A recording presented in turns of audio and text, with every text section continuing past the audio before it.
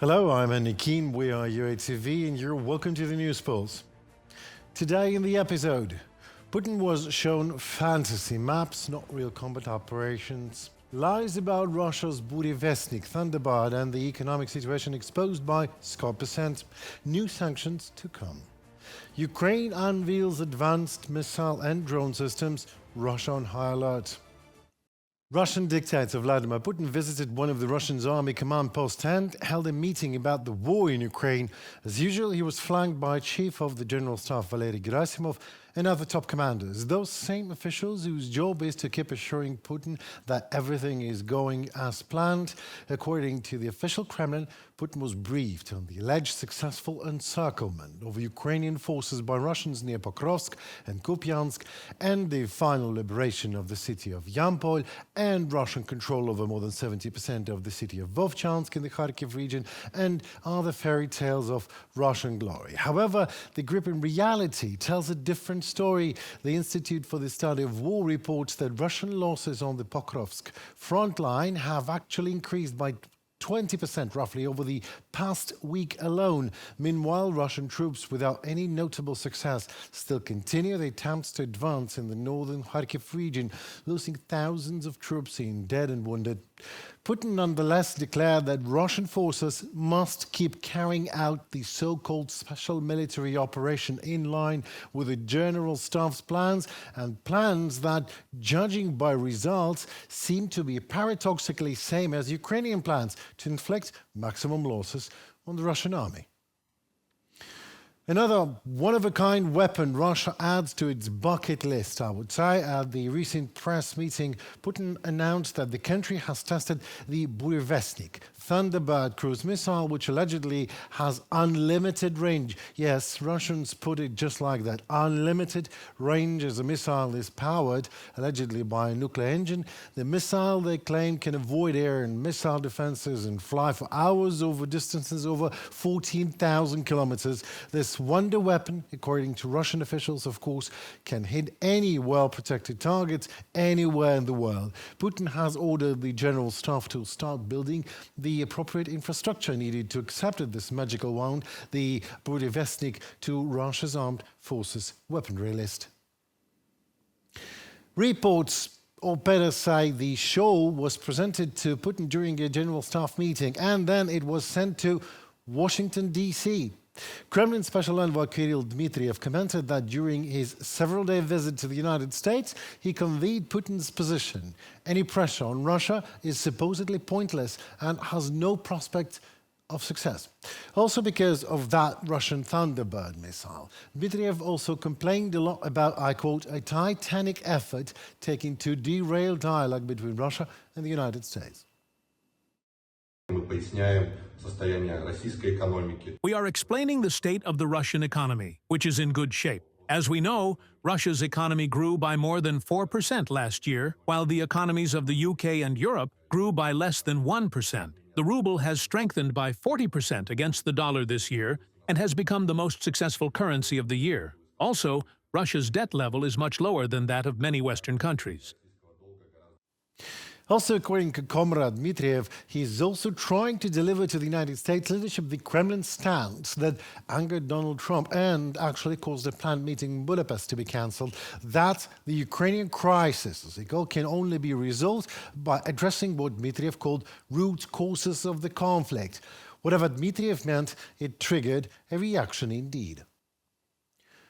Russia's presidential special envoy Kirill Dmitriev is essentially a propagandist, and he is lying when he claims that US sanctions on major Russian oil companies have no impact on the Russian economy. US Treasury Scott Bessent said that in an interview with CBS News. Well, I think Russia is going to feel the pain immediately. I can tell you that we've already seen India has done a complete halt of Russian oil purchases. Many of the Chinese refineries, they have stopped. And, you know, Margaret, are you really going to publish what a Russian propagandist says? I mean, what else is he going to say? That, oh, it's going to be terrible and it's going to bring Putin to the table? Of course. The Russian economy is a wartime economy. Growth is virtually zero. Inflation, I believe, is over 20%. And everything we do is going to bring Putin to the table. And the United States administration has signaled it's ready to hit Russia with new sanctions in response to the Russia-Ukraine war escalation and attempts to bypass existing restrictions via the United Arab Emirates or Turkey or Singapore. This was reported by officials from the Treasury and State Departments after consulting with G7 partners. Measures will target financial operations, dual-use technologies and energy companies. Russia calls the sanctions ineffective, but logistics and payment issues are mounting. Simultaneously, Putin claimed that the new sanctions are, we quote, unfriendly act against Russia that does not exactly warm US-Russia relations, while reminding everyone, including himself, that Trump's first term already held the record for most restrictions on Russia. So, apparently, the sanctions Olympics continues. Russian Foreign Minister Lavrov has once again served up a portion of Russian truth to the world. The head of the Russian MFA is justifying the aggression against Ukraine as usual, but claiming now that Moscow allegedly did not violate the Budapest Memorandum at all, even though it was Russia that destroyed its core security guarantees. In an interview with the Hungarian YouTube channel Ultra Hang, Lavrov also expressed dissatisfaction that the White House now insists on a ceasefire first. The Russian minister complained that the Trump administration supposedly changed its position under the influence of European allies of Ukraine. When people now say nothing but a ceasefire, immediate ceasefire, and then history will judge, it's a very radical change.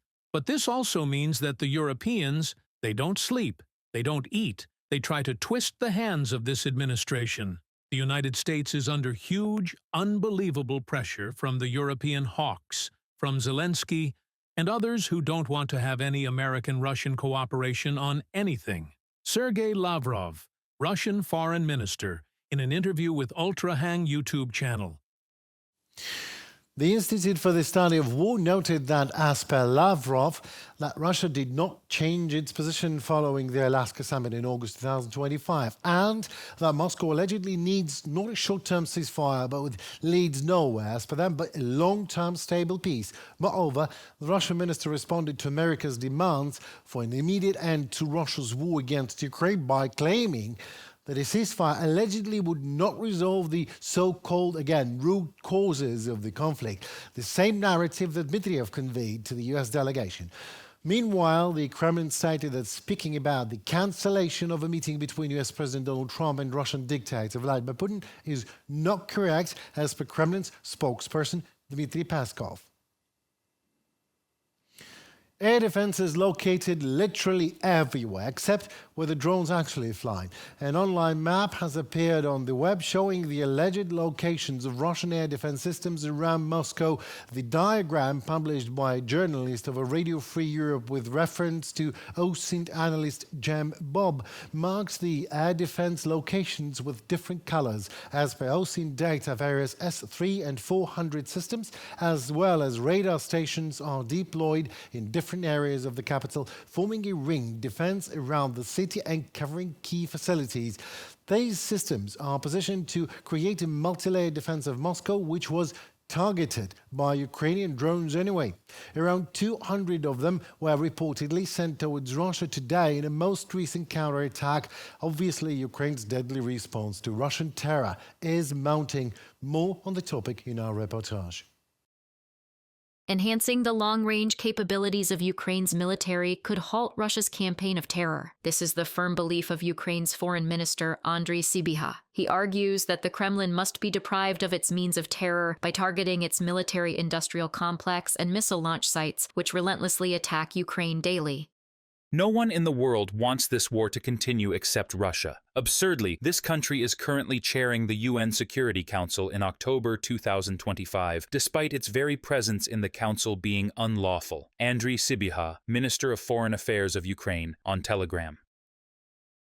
Russia has intensified its attacks on Ukrainian cities with guided aerial bombs. On October 24th, such weapons were used for the first time against Odessa region. On October 25th, jet-powered guided bombs struck Kamyansky in Dnipropetrovsk region for the first time. Countering these weapons is extremely challenging. However, Ukraine will soon receive a new solution to combat Russian guided bombs, developed in collaboration with NATO, according to Ukraine's Ministry of Defense. A comprehensive technical solution, consisting of a radar, AI-based software, and an interceptor drone, was recently tested in France under adverse weather conditions. The simulated enemy target was identified, tracked, and engaged by a radar equipped with an advanced sensor system. Subsequently, an AI-based software guided the interceptor drone along a pre-calculated trajectory to neutralize the target. From the Ukrainian Ministry of Defense. The United Kingdom has pledged 5,000 new multi-purpose missiles to bolster Ukraine's air defense. London is expanding its production program for these weapons to supply them to Ukraine. This was announced by UK Prime Minister Keir Starmer during the Coalition of the Willing Summit. He also emphasized that the UK will help Ukraine endure the upcoming winter. Ukraine's future is the future of us all. The coming months will be a critical time for the security of not only Ukraine, but also our partners, allies, and the United Kingdom. We must keep pressure on Putin to bring him to the negotiating table. Keir Starmer, Prime Minister of the United Kingdom. The provision of Tomahawk missiles to Ukraine is still under consideration by U.S. President Donald Trump, according to NATO Secretary General Mark Rutte, who made this statement during the Coalition of the Willing meeting in London. Rutte firmly believes Ukraine has the right to strike deep into Russia to defend itself. He also highlighted Russia's significant battlefield losses and stressed that now is the time to increase pressure on Moscow. In Ukraine, Putin is achieving marginal gains at an enormous cost. His reckless war is killing hundreds of thousands of Russians. Meanwhile, Ukraine remains resilient, and Western support is making a difference. The truth is, Putin is running out of money, ideas, and soldiers. President Trump rightly said they need to stop where they are now. This is the moment to intensify pressure on Russia to secure a just peace for Ukraine. Mark Rutte, Secretary General of NATO. France is preparing to supply Kyiv with additional Aster missiles for SAMP/T air defense systems and Mirage 2000 fighter jets, announced French President Emmanuel Macron. We must continue to strengthen our military support for Ukraine, air defense systems, long-range capabilities, drones, and anti-drone systems. Emmanuel Macron, President of France. Since the beginning of the year, Russia has launched nearly 770 ballistic missiles and over 50 Kinzhal missiles at Ukraine, according to Ukrainian President Volodymyr Zelensky. Ukraine is ready to protect its skies with domestically designed weapons. During a meeting with UK Prime Minister Keir Starmer, Zelensky showcased the Ukrainian-designed Octopus interceptor drone, which will be mass-produced in the UK, aiming for thousands of units per month for delivery to Ukraine. Developed with support from British scientists and technicians, the drone has already proven effective on the battlefield, according to the UK government. Reported by Victoria Chistiukina, UATV News. Thank you so very much. My name is Henry Keane. We are UATV. Please don't forget to subscribe to our channel. We're doing our best to give you what is happening in the world, seen, of course, from Ukrainian perspective. Thank you. Goodbye.